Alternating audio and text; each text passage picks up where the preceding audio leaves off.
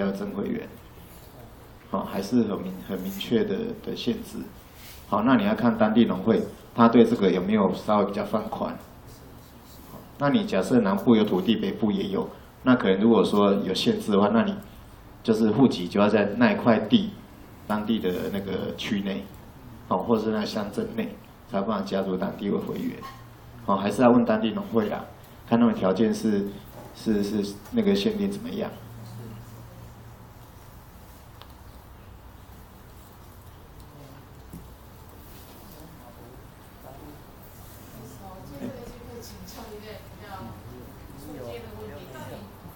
可以去租啊。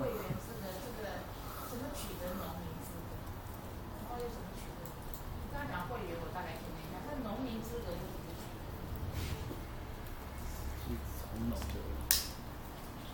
其实现在没有特别什么农民资格了哈。早期哈，因为早期的农地政策哈，它是这个管人不管地，哦，所以说他要买卖土地什么，他都要去申请一个自耕能力证明，啊，自耕农证明，啊，所以说才可以买卖土地，那时候大部分都是市政那个乡镇公所在核发，后来整个政策改变之后，就是管地不管人，就是只要我愿意从事农业工作，他就是可以去买土地，但是什么生物他就不去管，所以说就没有什么所谓的这个农民的这个生物的问题。那如果我申请您的会员，我要农民资格才能申请？哦，没有，就要有农地，要实际从事的那个农地才可以。那你会有多大限？有，就是1000平方公尺，就是一般人讲几分地了，它事实上是那个全幢是1000平方公尺。需要那个农民身份就可以买土地了吗？现在不用啊，但是它就限制农地农用，你像很多去买来去盖农舍，其实那个都是走在那个边缘的它规定是农地农用，管地不管人。那就讲农民的啦，因为农地它现在是主任刚刚提到的，现在以前是管人，现在是管地。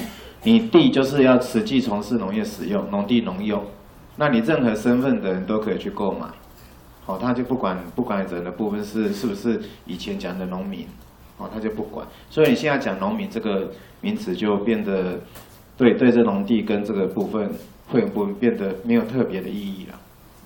那请教一个问题，那个农粮署在去年也公告一个农业机具资材的补助方案，听说延到今年的6月。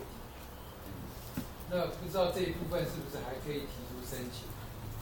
另外就是，他那个申请是以发票日来看。这个它的计划它正确就是它是这个促进消费方案其中的一项因为那个去年的时候整个那个经济不景气嘛那早期不是更早不是有那个发那个消费券没有那是更早那是全民都有。那这次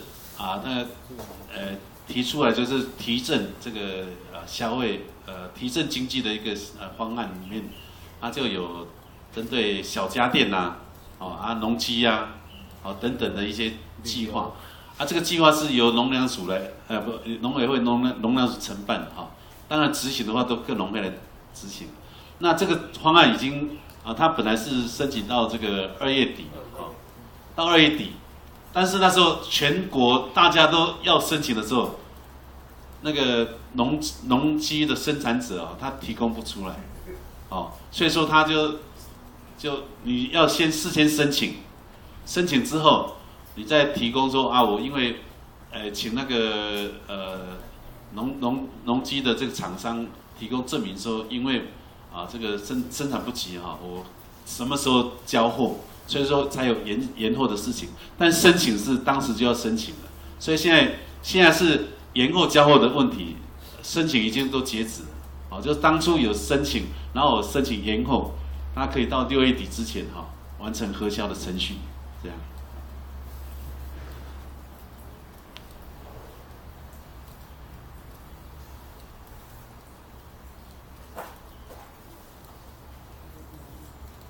各位同学还有什么意见要提出来的？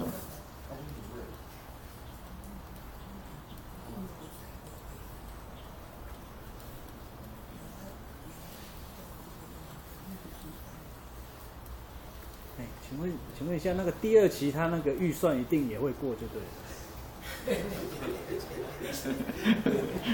这个问题，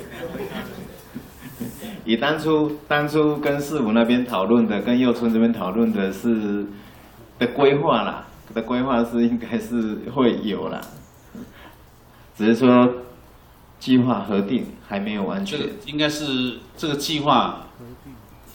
也算是我们市政府农业局的重点计划了，过是会过，只是说这个内容的问题了哈。内容，因为内容就是要跟以前不一样，要创新了啊，所以说这个内容的问题做调整啊，应该是这样。我在跟市府还是会不许他们啦，应该看在5月初那天，嘉伟是我刚刚提到，看可不可以在5月初。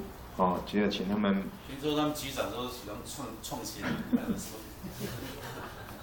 讲到创新啊，林先佑村头壳足疼啊，伊为了这个计划，旧年安尼送去大刀刀的馒头包。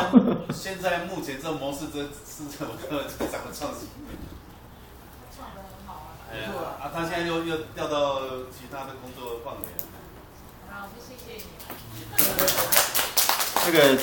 有比较明确的市府那边明确的讯息，我会尽快跟同学讲。好，那可以进行可以做的部分，我还是可能会先处理啦。好，那有些部分就还是真的要等市府有计划下来，因为还是牵涉到钱的问题，好，经费的关系。因为项目万一它没有核定的话，这边。钱花下去了，到时候我这一笔钱没办法做核销的动作，哦，到时候我在他们送到市府审计那边就会发生问题，大概这部分是这样子。那有什么讯息，我会尽快跟同学，会通知同学，好。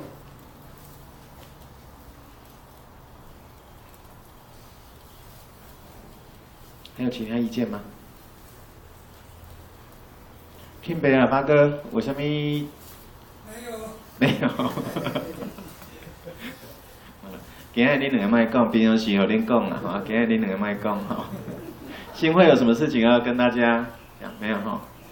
好，那不然我们今天这个检讨会哈，就到这告一段落。也感谢各位同学，这段时间大家辛苦了哈。那提供宝贵意见，那今天能够做解答的，我们当然解答。那没有些部分哈，像课程需要调整或一些建议的，我们还是请佑春带回去师傅，那再做一个，就是未来下一期学员或是后续这个课程部分哈，一个检讨跟改进。好，那谢谢各位同学，也谢谢我们佑春哈，今天是拨空过来，谢谢。